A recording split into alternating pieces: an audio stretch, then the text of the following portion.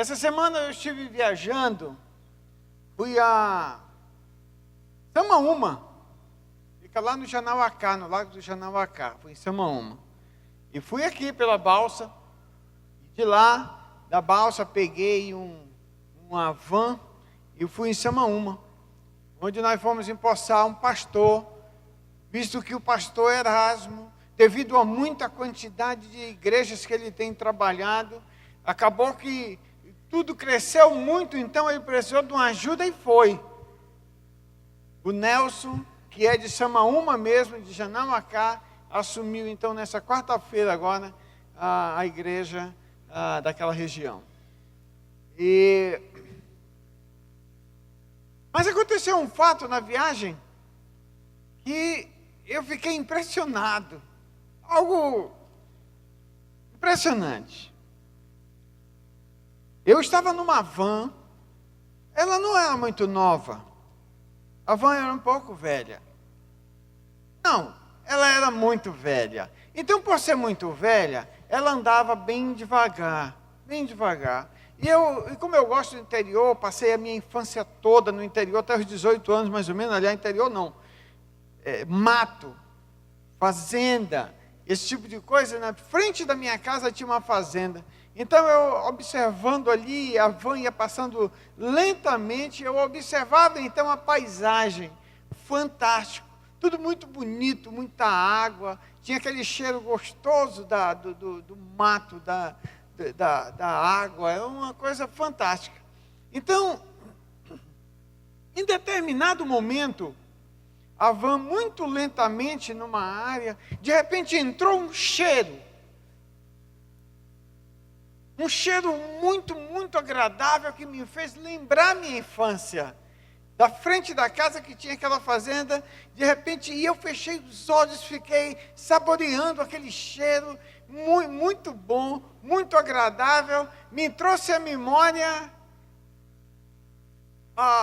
o período que eu passei na minha vida na frente daquela fazenda, o cheiro do cocô do boi, fantástico. Ele tem um poder impressionante de nos fazer lembrar desses momentos. E eu então fiquei saboreando ali aquele cheiro e lembrei, e como eu morava na frente da fazenda, então lembrei dos animais que tinham, cada animal tinha o seu nome, que a gente conhecia, não era muito grande a fazenda, tinha um nome lá, tinha uma vaca que era chamada de borboleta, a gente brincava em cima dela, a borboleta deitava no chão, ela tinha umas pintas azuis, por isso borboleta, ela deitava no chão e a gente brincava, eu lembrei com muita alegria, com muita satisfação daquele momento. E então, passei a trazer a lembrança, a memória, as lembranças daquela época. Lembrei que nós tínhamos, na frente da fazenda, tínhamos nosso quintal era um quintal relativamente grande, e tinha ali o papai gostava de animais, mas não tinha bois, eram animais menores, e ele colocava o nome nos animais, e ele tinha muitas galinhas, muitos frangos, tinha um galinheiro grande, comprido, e ali tinha aquela porção de galinhas, e abria a porta também, e elas ficavam correndo pelo terreiro e às vezes saíam. E o papai conhecia aquelas galinhas e colocava nome nas coisas. Nós tínhamos um papagaio que era chamado de curupaco papaco. E me veio a lembrança também o curupaco. Fazia tempo que eu não lembrava disso. Tinha um porquinho chamado Leco. A pior coisa que já aconteceu na minha vida foi o dia em que o meu irmão me chamou, precisamos matar o Leco. Para mim estava matando uma pessoa íntima. Eu gostava dele. Pegava um galinho e cutucava a barriguinha dele, ele deitava, era aquela coisa impressionante. Gostava disso. Também tinha as galinhas. Os nomes que eles colocavam é interessante. Papai colocava, tinha mocinha. A mocinha é aquele tipo de galinha que tem aquele topete enorme aqui na cabeça, bonita. a galinha, e ela era meio avermelhada. Tinha também a pedrez, tinha a aleijadinha, eu lembro muito bem da aleijadinha. Uma mucura tentou pegar a aleijadinha, comeu só um pedaço dela. A bichinha andava meio esquisito, mas gostava dela. A aleijadinha andava pelo terreiro, aí vai a aleijadinha. Que coisa fantástica. E eu me impressionava com o papai por causa disso. Ele sabia dos animais. Ele olhava e dizia: olha, cadê aquela galinha, aquela que tem aquela pinta branca nas costas? Eu não sei, chamava de pintada. E cadê aquela outra? Então, para nós isso era terrível. Quando chegava um momento que a gente tinha que comer um desses frangos. E todo mundo gostava da mocinha. E dizia: vamos comer a mocinha. Essa semana o papai dizia: não, deixa para o Natal. Ela é especial. Ela é a nossa galinha preferida. Deixa para o Natal, ou alguma festa de aniversário, alguma coisa especial. E a gente, vamos comer a aleijadinha. Mas ele citava essas coisas, mas ele nunca comia. Porque ele ficava lembrando, eles vêm na lembrança, o cuidado que ele tinha. Então, tinha todo aquele cuidado, todos os dias ele ia lá. O meu irmão era o cuidador das galinhas. Zé Maria é o nome do meu irmão. Era o cuidador da galinha. Ele tirava uma coisa que hoje a gente nem ouve falar mais. Gogo. Ouviu falar em gogo? Tinha o gogo, nasce uma coisa, então meu irmão pegava urucu, batia urucu. É urucu? É urucu mesmo. Aquela coisa vermelha, batia e passava o urucu no bico das galinhas e tirava todo o gogo. Aquilo, então, me trouxe a lembrança essa semana fantástica. E eu me impressionava com o cuidado e com o conhecimento que o papai tinha por esses animais, sabendo até o nome deles. Sentia falta deles às vezes. Um dia eu perguntei dele: pai,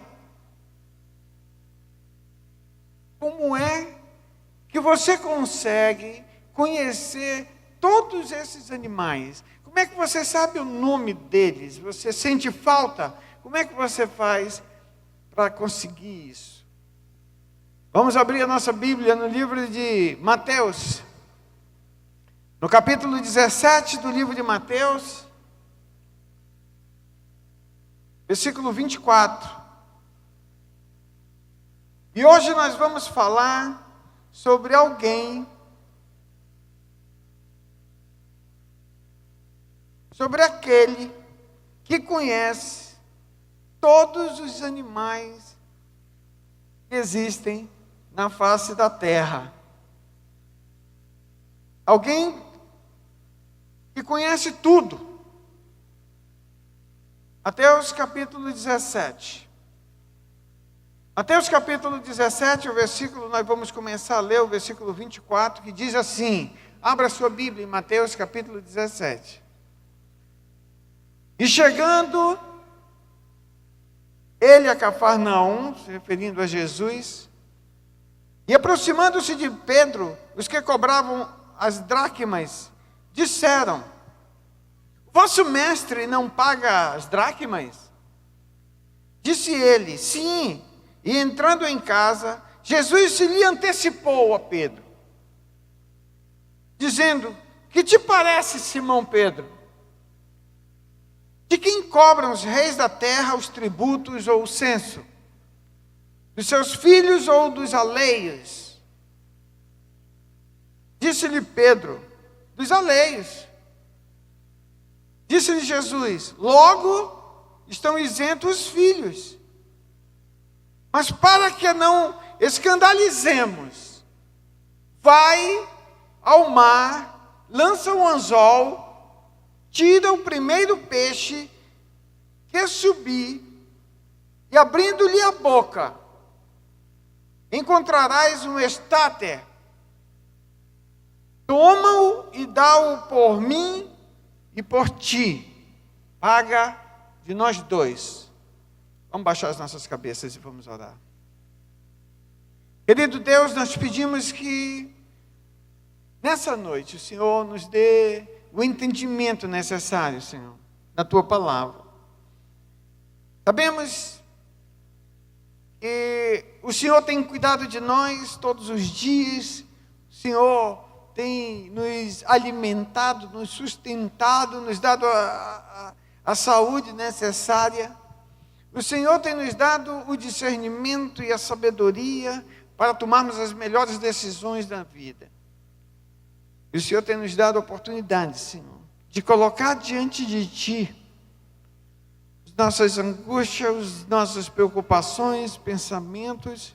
Nós temos que Te agradecer e pedir, dá-nos a sabedoria para entendermos esse texto. Abra os nossos entendimentos, os nossos corações para isso. E que sejamos pessoas melhores.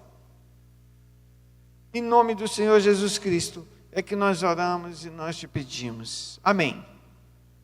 Bem, que impacto podemos sofrer, eu e você, pelo fato de termos tido conhecimento dessa passagem aqui? O que isso causa em mim? O que tem a ver uma história de um peixinho que Pedro pegou no mar da Galileia, dentre milhões de peixes, havia lá uma moeda entalada na garganta de um peixe pequeno, possivelmente pequeno, porque não passou pela garganta. Porque se fosse um tambaqui, com certeza passaria, ou se fosse o que nós conhecemos aqui, uma pirarara, piraíba, com certeza ele engoliria talvez centenas de moedas, mas Deus conhecia um peixinho no mar, que ele estava entalado. Que impacto isso causa em nós? E na verdade a história que se segue é interessante. Isso foi por conta de um problema que ocorreu na chegada deles em Cafarnaum, Pedro e Jesus Cristo.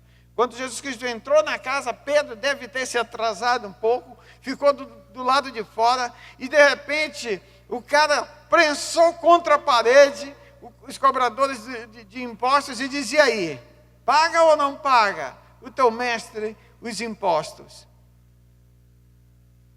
E Pedro disse, sim, paga sim. Talvez não falou com tanta convicção, porque Pedro naquela ocasião devia estar liso. Já é o capítulo 17 do livro de Mateus, portanto, já havia anos que ele andava com Jesus, há anos ele deixou a pescaria, há anos que ele já não ganhava uma grana, ele parou de pescar, então ele já não ganhava dinheiro, já não fazia aquilo, e talvez humilhado por dentro, aquela coisa que você sente quando você é prensado e não pode resolver o problema. E possivelmente quando ele entrou na casa, Deus, o Senhor Jesus Cristo já sabia do que se passava dentro do coração de Pedro. Então, se antecipou a Pedro, ou encorajou Pedro a falar a verdade. O que está acontecendo dentro de ti? Ele conhece a nossa estrutura, ele sabe quem nós somos. E Jesus faz então uma menção, faz um comentário interessante. Ele diz, Pedro, de quem se deve cobrar os impostos? Dos alheios?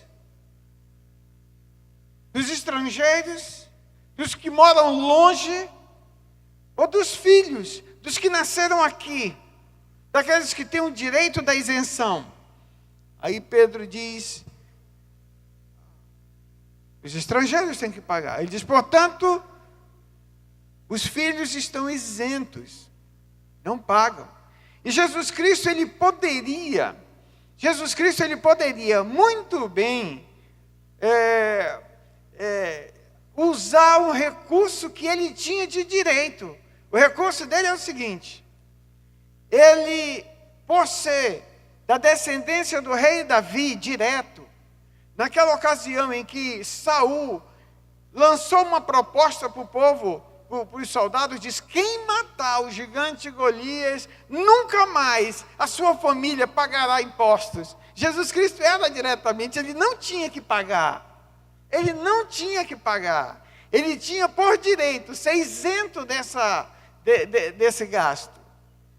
Mas ele faz uma menção especial aqui no versículo 27, ele diz: mas para que ninguém nos acuse, para que ninguém nos aponte o dedo, para que ninguém use isso como pretexto para falar mal, para que ninguém venha com qualquer tipo de conversa para nos envergonhar, para que ninguém use isso para destruir o nosso testemunho, o nosso trabalho, a nossa vida.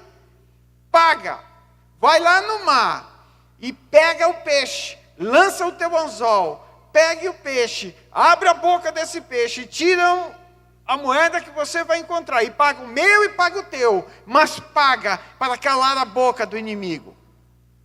Primeiro impacto que essa história tem é uma lição que o Senhor Jesus Cristo nos deixa. Todas as pessoas que carregam em si o nome de cristão e de servo do Senhor Jesus Cristo, ou de filho de Deus, deve pagar impostos. Essa é uma responsabilidade social que o Senhor coloca sobre nós. Porque quando nós não pagamos impostos, quando nós não o fazemos, na verdade, quem recebe toda a acusação, quem recebe o dedo em riste na cara, o nome que é chavolhado, jogado no lixo, é o nome de Jesus. Não importa se isso é feito pelo Antônio, pelo José, pelo Zé Maria, pelo Carlos ou por qualquer outra pessoa. As pessoas vão dizer, quando pegam uma brecha dessa na vida, vão dizer assim: esse é um crente safado.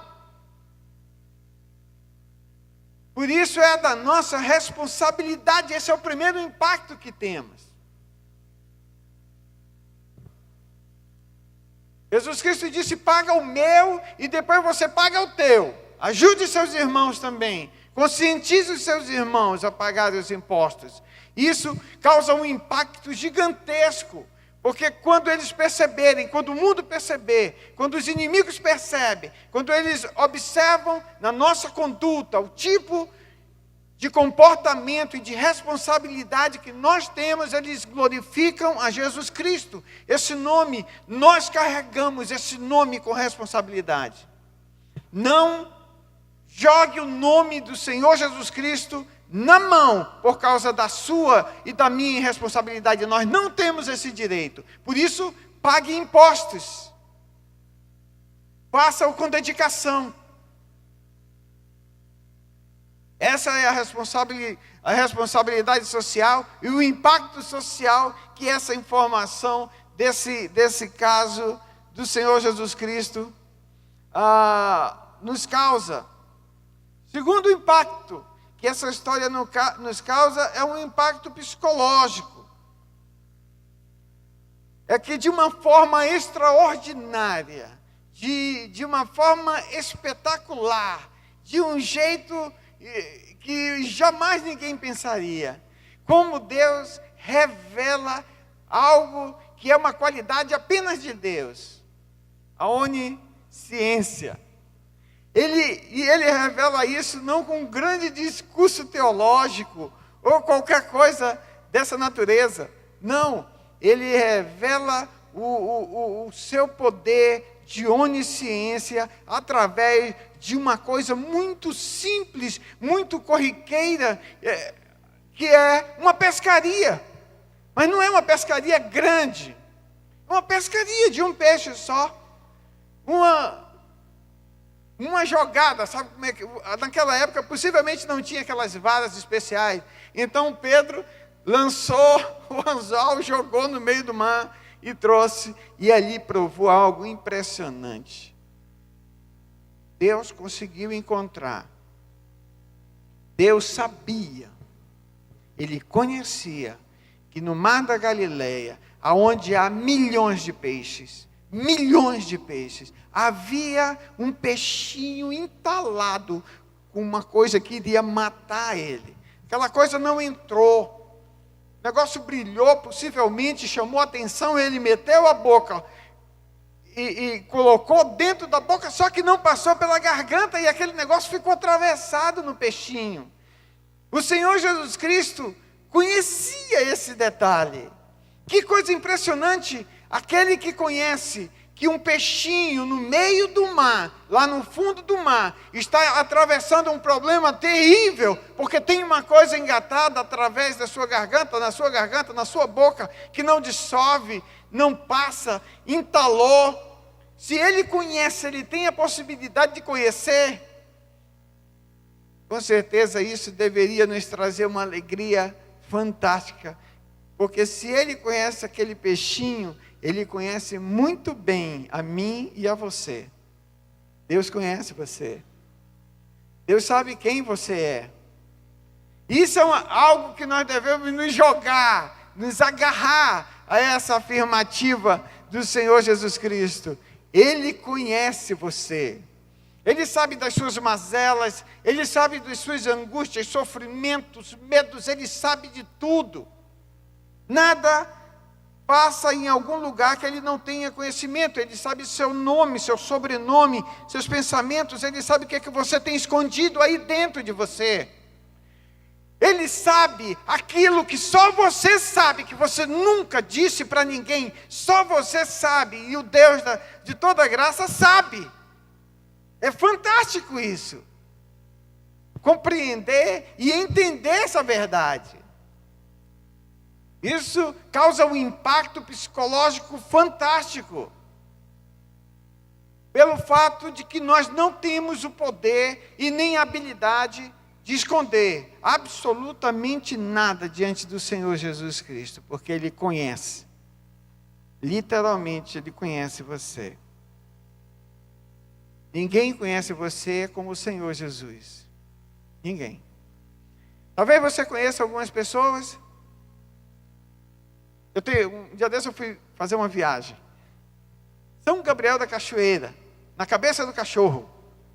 Boca do cachorro, cabeça do cachorro, sei lá, alguma coisa na direção do norte. Aqui.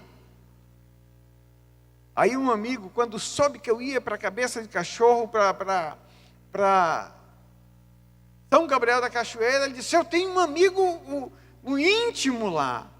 Olha, você não precisa nem pagar hotel, vai para a casa desse meu amigo íntimo, eu o conheço, nós nos relacionamos e, de certa forma, eu já o ajudei diversas vezes e com certeza ele vai abrir a porta para você, não precisa pagar hotel, vai ser bem recebido. Mas eu tive o cuidado de ligar para o amigo íntimo dele. Eu liguei, aí o cara perguntou do outro lado da linha: quem é? Sim, contei a história do amigo e tal. Ele disse: olha, desculpa aí, mano. Eu sei quem é a pessoa, mas não é meu amigo íntimo, não. Não conheço direito esse rapaz. Eu disse: então desculpa, cancelei o negócio do hotel 0800. Fui e paguei hotel, com toda a segurança de que ali eu iria ficar sossegado e não correria o risco de estar em algum lugar que não houvesse amizade. Existem níveis de conhecimento, de relacionamento.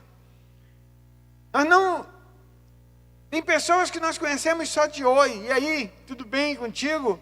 E outras pessoas, nós já conhecemos um pouco mais, com certa intimidade. Nós tratamos, talvez num churrasco, numa pizzaria, conversamos, falamos alguma coisa da vida, tratamos sobre alguns assuntos de trabalho, mas ele não conhece muito você. Se fizer algumas perguntas de detalhes sobre a sua vida, não vai sair nada.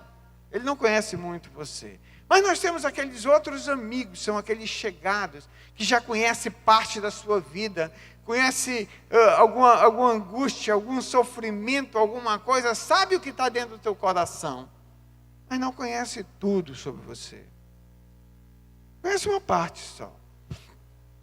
Aí tem a sua esposa, que acha que conhece você, porque ela divide contigo a cama, divide o banheiro, o vaso sanitário, divide o prato, divide o lençol, divide a toalha, divide as coisas.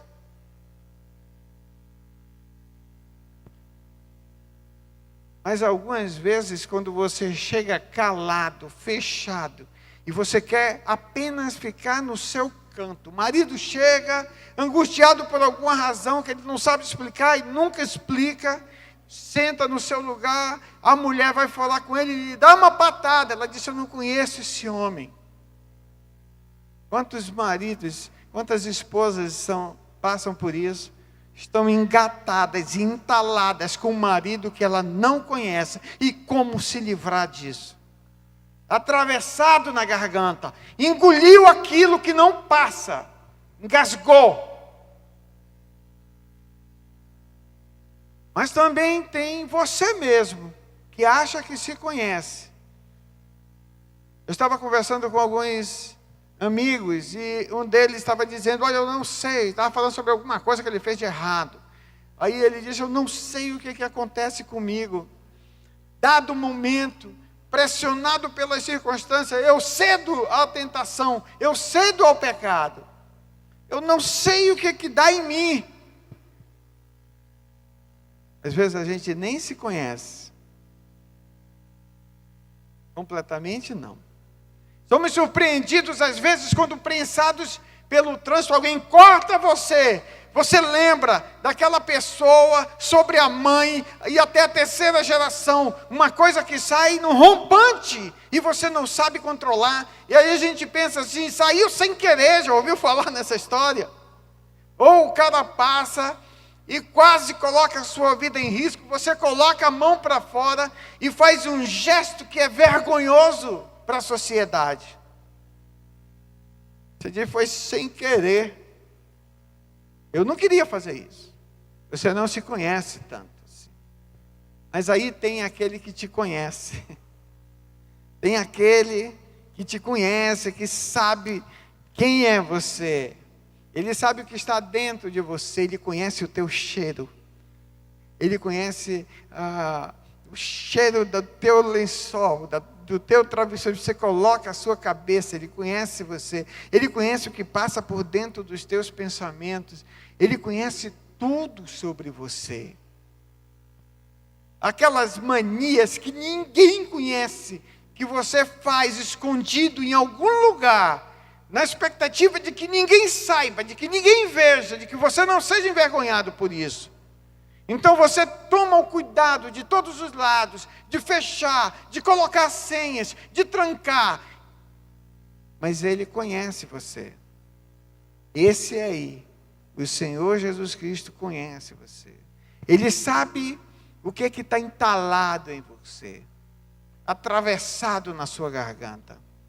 Ele conhece aquela moça que, prensado pelo namorado safado, que a força a fazer gestos imorais e perversos e praticar sexo fora do casamento, por conta de que, se a moça não fizer, ele não vai casar com ela.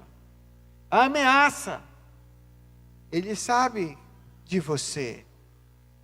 E aquela vergonha que a cerca, a vergonha que consome, que está acabando com ela, essa coisa atravessada na garganta, como retirar isso? Quem sabe sobre essas coisas? Deus conhece você. Ele sabe isso.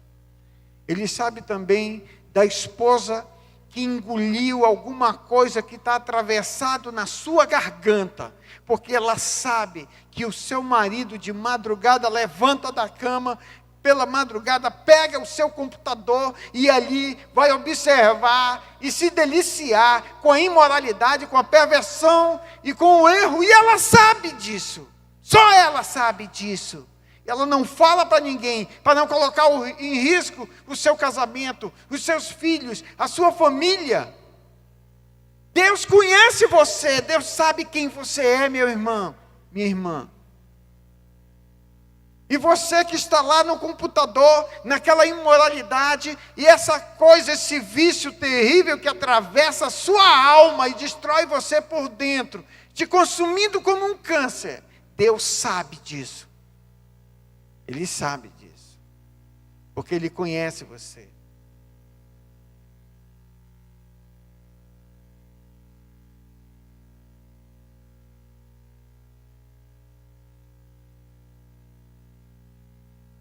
Tem aquele pai de família que traiu a sua esposa E está com essa coisa entalada que não se desfaz dentro dele. Porque uma situação dessa não se desfaz. Não se esquece. Não se deixa. A nossa vida é espiritual. Tudo que nós fazemos são coisas que colam, que ficam, são marcas. Que ficam. Mas Deus conhece você. Ele conhece a tua estrutura. Ele sabe que você é pó, é poeira, você é nada. Ele sabe disso.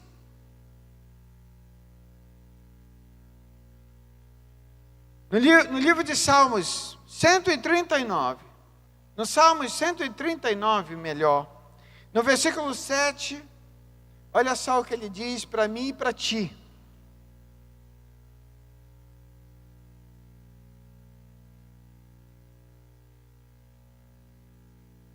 Salmo 139, versículo 7 e o versículo 12. O versículo 12 diz: para onde me irei do teu espírito? Ou para onde fugirei da tua presença? Se subir ao céu, lá tu estás. Se fizer no inferno a minha cama, no abismo, eis que tu ali estás também. Se tomar as asas da alva e se habitar nas extremidades do mar, até ali a tua mão me guiará, e a tua destra me susterá. Se disser, de certo, que as trevas me encobrirão, então a noite será luz à roda de mim. Nem ainda as trevas me encobrem de ti. Mas a noite resplandece como o dia. As trevas e a luz para ti são a mesma coisa. Ele conhece você. Mas não somente conhece, sabe daquilo que está entalado na tua garganta. Aquilo que está entupindo você. Está destruindo você, e isso dá a impressão que quer matar você. Ele quer tirar. Ele não somente sabe que você passa por isso, que essas coisas acontecem, mas ele quer arrancar isso de ti. Ele quer te afastar dessas coisas. Ele sabe muito bem daquela garota que ela é... O que acontece com o garoto? Daquela garota que ela é...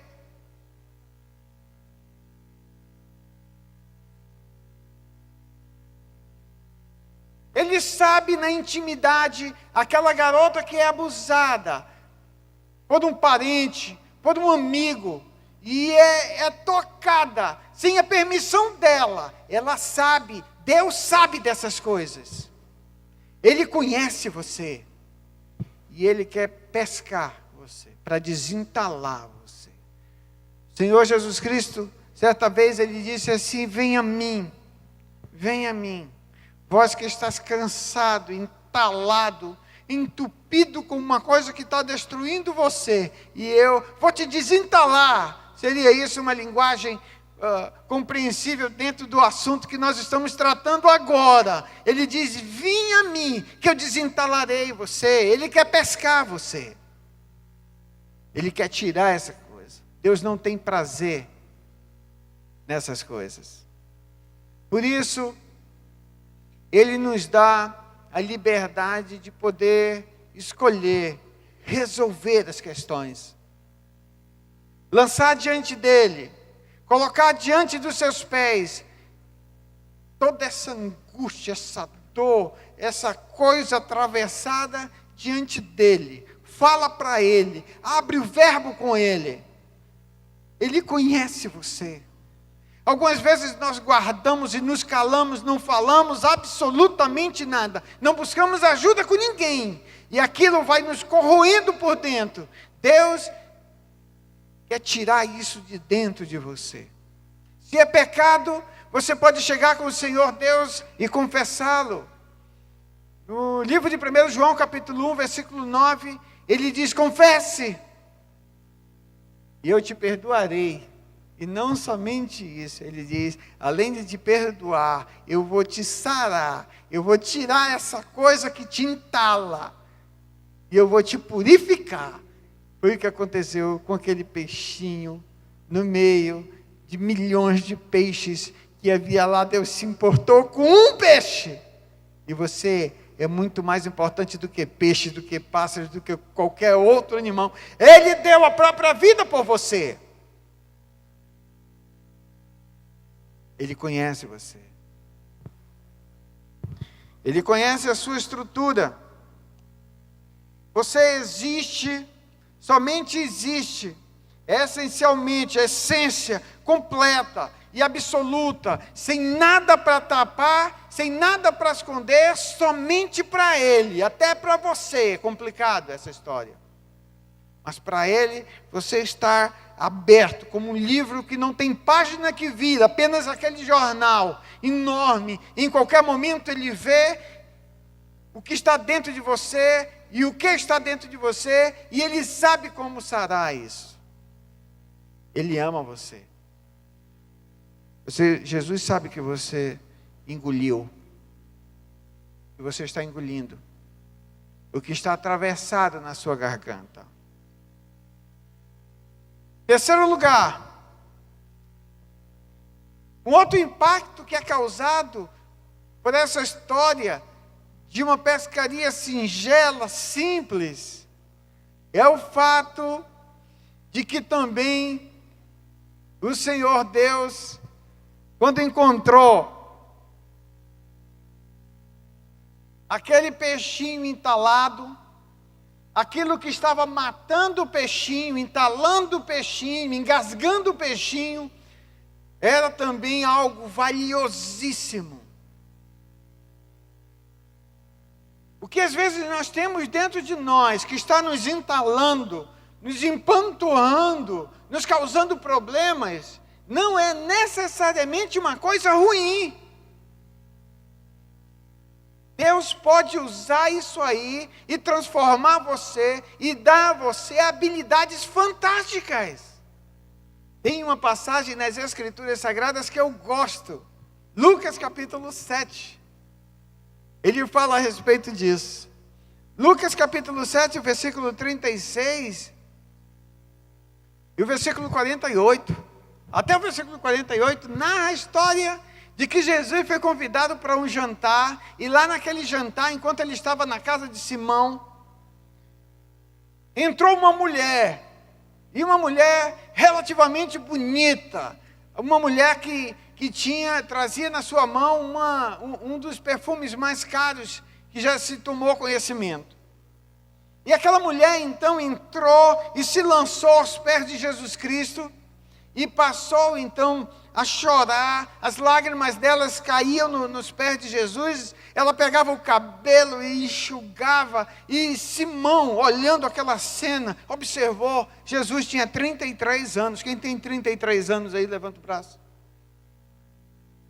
Uau, o cara está acabado, hein, velhinho?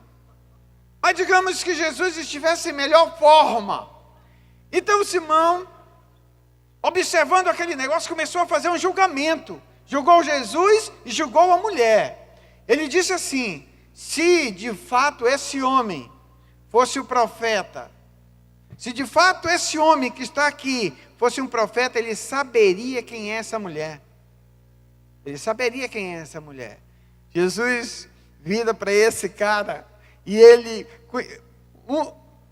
Jesus, que conhece o que está dentro da boca de um peixe no mar da Galileia, lá no fundo, entalado, ele não vai saber o que tem dentro do pensamento daquele sujeito que está do lado? É claro que ele sabe. E ele virou para o cara e diz: eu conheço essa mulher, Simão, eu sei quem ela é.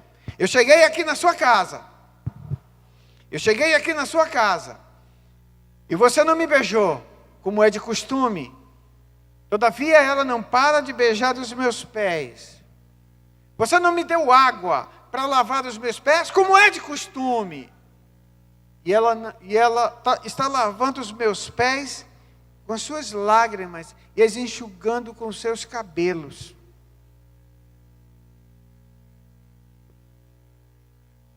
Jesus conta uma história. Para ele diz, tinha um homem que tinha duas pessoas que o deviam. Um devia muito, o outro devia pouco. Ele perdoou os dois. Qual você acha, Simão, que amará mais o perdoador? Ele disse, presumo que aquele que foi perdoado em grande quantidade. Julgastes bem, disse Jesus a Simão. Julgastes bem, você está certo, falou a verdade. Por isso, essa mulher está aqui, Simão. E aquela mulher, a história dela é interessante. Prostituta, possivelmente uma garota apaixonada, possivelmente foi abusada por alguém, possivelmente foi enganada por um sujeito, e começou a se envolver com os homens, 10 homens, 30 homens, 40 homens, uma prostituta, 100 homens, apaixonada. Mas essa paixão, quando colocada no lugar certo, faz uma diferença fantástica. Aquela moça que estava aos pés de Jesus,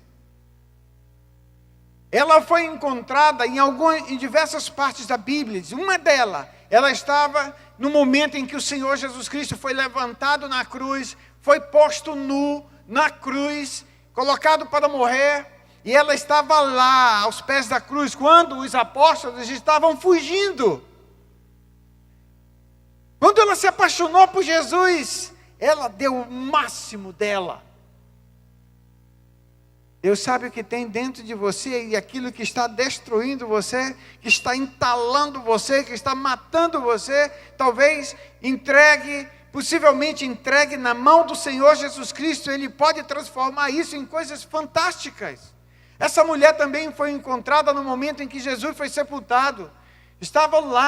Ela estava lá, os outros estavam fugindo. Ela também foi encontrada no momento em que ele ressuscitou. Foi a pessoa em que o Senhor Jesus Cristo falou pela primeira vez e disse: vai e avisa aos meus discípulos que eu estarei com eles. Teve o privilégio de fazer coisa que homem nenhum fez, essa mulher, pela paixão que ela tinha.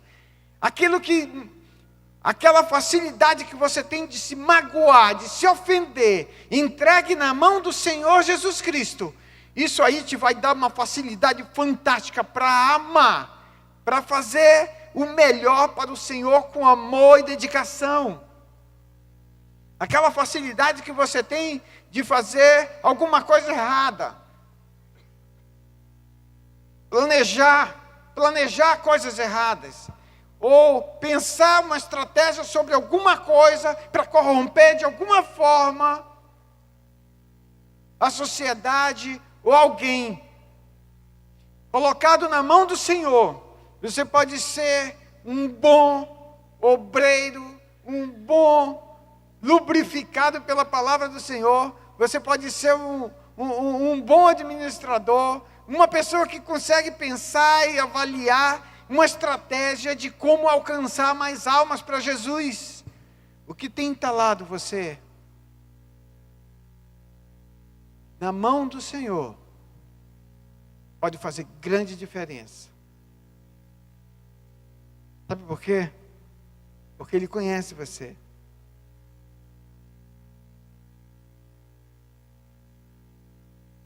Isso deve sim causar um impacto impressionante na vida da gente.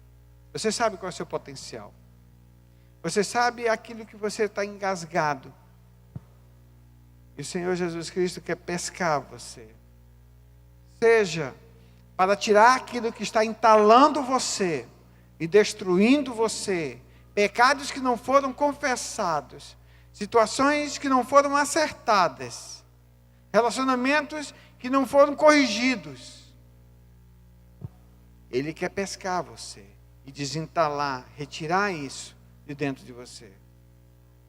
E se você está aqui essa noite e você tem muitas moedas te entalando, você tem muitas coisas que estão destruindo você e que possivelmente lançará você no mais profundo do abismo pelo fato de que você ainda não tomou uma decisão pelo Senhor Jesus Cristo e jamais entregou a Ele. mas Ele também conhece você. E sabe até por que você vem para a igreja.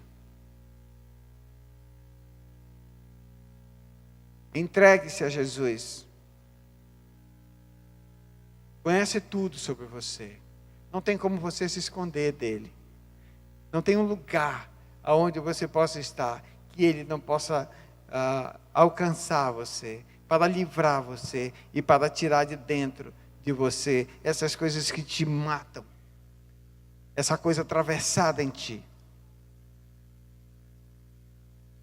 Os teus defeitos, Deus pode transformar em virtudes fantásticas. A Bíblia diz, no livro de Romanos, no capítulo 5, no versículo 20, diz que onde abundou o pecado, superabundou a graça. E aquilo que está dentro de ti é um tesouro na mão do Senhor. Jesus Cristo, Ele ama você. Deus conhece o seu valor, Ele sabe o valor que você tem.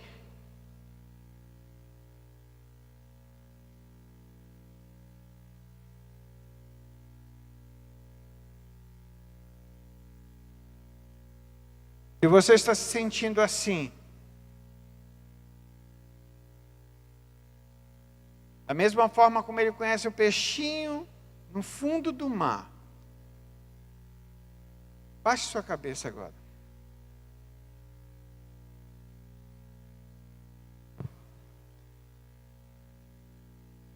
E fale para o Senhor Deus algumas coisas que você não tem falado.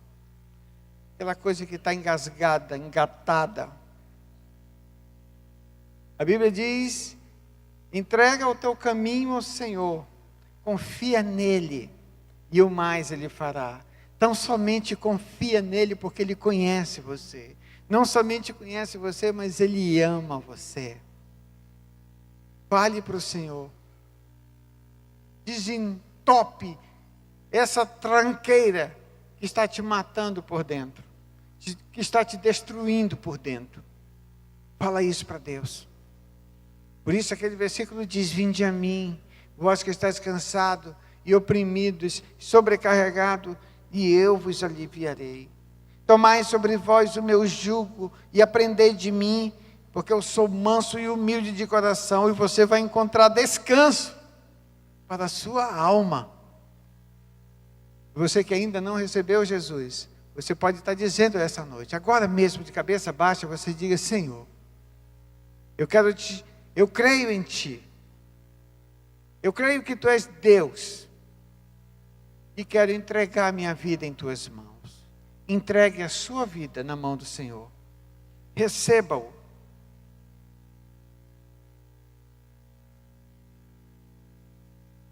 Aproveite este momento para fazê-lo.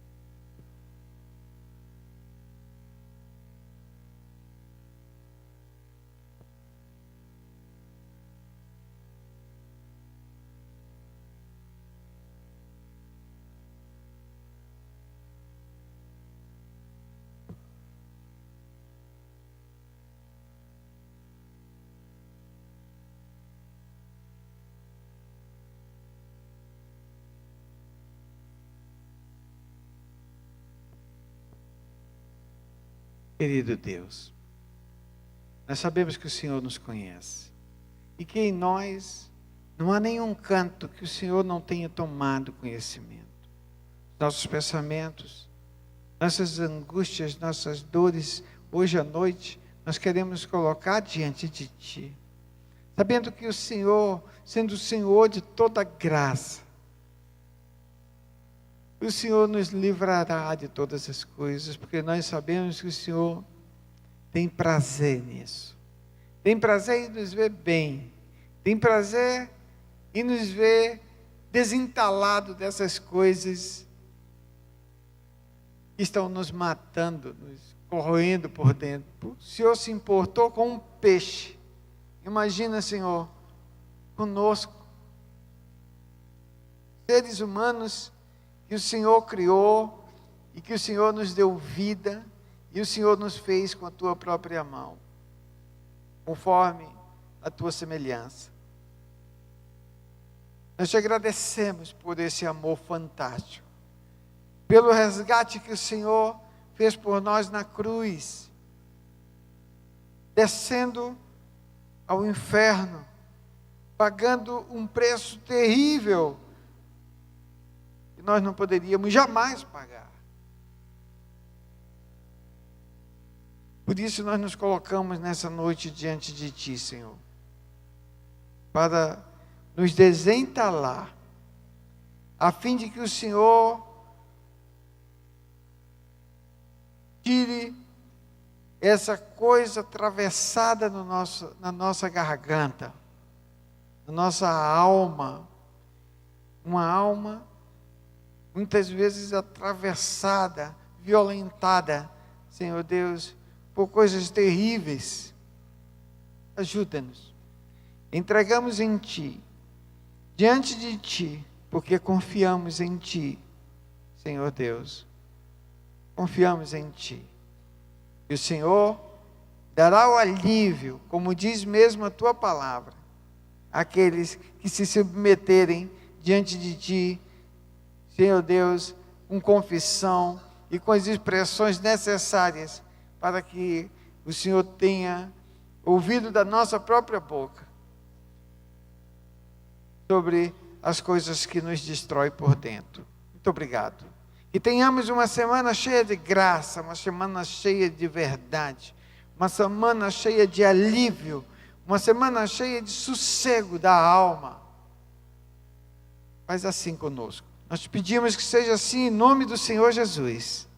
Amém. Irmãos, Deus dê para você uma semana fantástica e nós nos vemos no próximo domingo à noite e o jovem sábado à noite. Noite verde e amarela. Deus abençoe.